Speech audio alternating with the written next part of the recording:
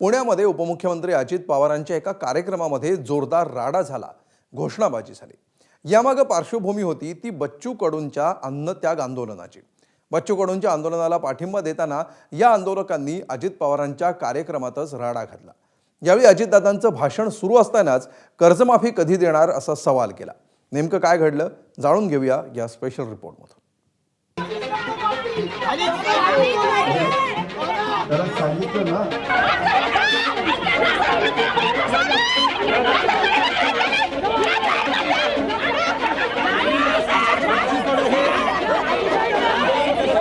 जिल्ह्याचे पालकमंत्री आणि म्हणून आम्ही 6,000 सरसकट 6,000 पेन्शन शेतकऱ्यांचा सातबारा कोरा विधानसभेत मोठमोठी आश्वासन देऊन लोकांची खोटी मतं घेऊन हे सत्तेत आले।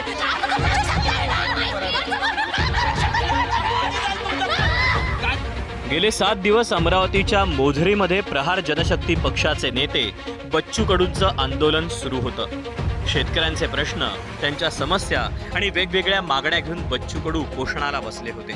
या आंदोलनाचे महाराष्ट्रातही पडसाद उमटले, पण उपमुख्यमंत्री अजित पवारांच्या कार्यक्रमात मात्र प्रहारच्या कार्यकर्त्यांनी जोरदार राडा केला।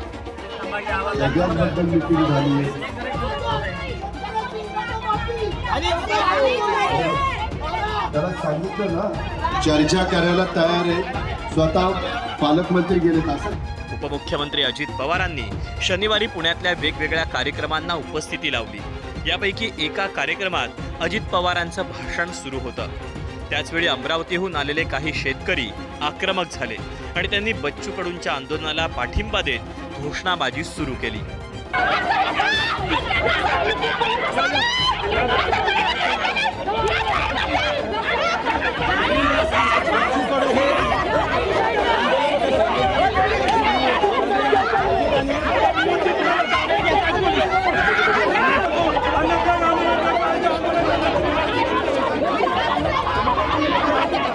शासनाने आम्हाला वेळोवेळी आश्वासन देऊन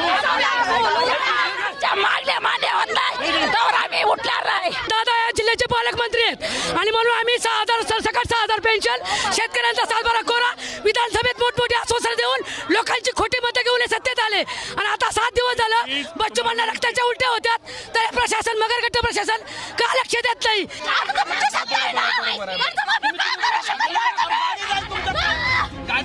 अजित पवारांच्या भाषणात गोंधळ घालणाऱ्या सगळ्या कार्यकर्त्यांना पोलिसांनी ताब्यात घेतलं आणि त्यांना पुण्याच्या स्वारगेट पोलीस ठाण्यात नेण्यात आलं।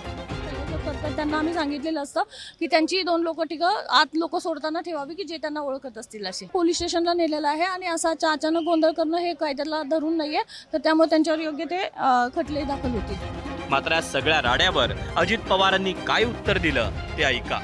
आम्ही पण शेतकरी आहे ना, आम्हालाही शेतकऱ्यांची जाण आहे ना।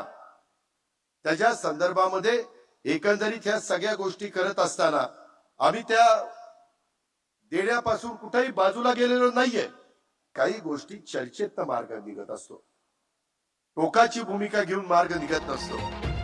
कर्जमाफीवरून अजित पवारांच्या भूमिकेवर शेतकऱ्यांनी नाराजी व्यक्त केली। निवडणुकीवेळी कर्जमाफीचं दिलेलं आश्वासन सरकारनं पूर्ण केलेलं नाही, त्यामुळे अजित पवारांच्या सभेत झालेल्या राड्यावरून विरोधकांनीही सरकारला जाब विचारला। अख्ख्या महाराष्ट्रात कर्जमाफीवरनं राग आहे। कर्जमाफी हे या सरकारचं धोरण होतं निवडणूक जिंकण्यासाठी म्हणून कर्ज माफ करा असं तुम्ही आश्वासन दिलं होतं। लोकांची इच्छा आहे की शेतकऱ्यांची इच्छा आहे, शेतकऱ्यांची परिस्थिती वाईट आहे, कर्ज माफ करा। कर्ज माफ करण्यासाठी म्हणून लढाई सुरू आहे। दुसरीकडे बच्चू कडूंनी 7 दिवसानंतर आपलं आंदोलन तात्पुरतं स्थगित केलं, पण त्यांनी सरकारला एक इशाराही दिला।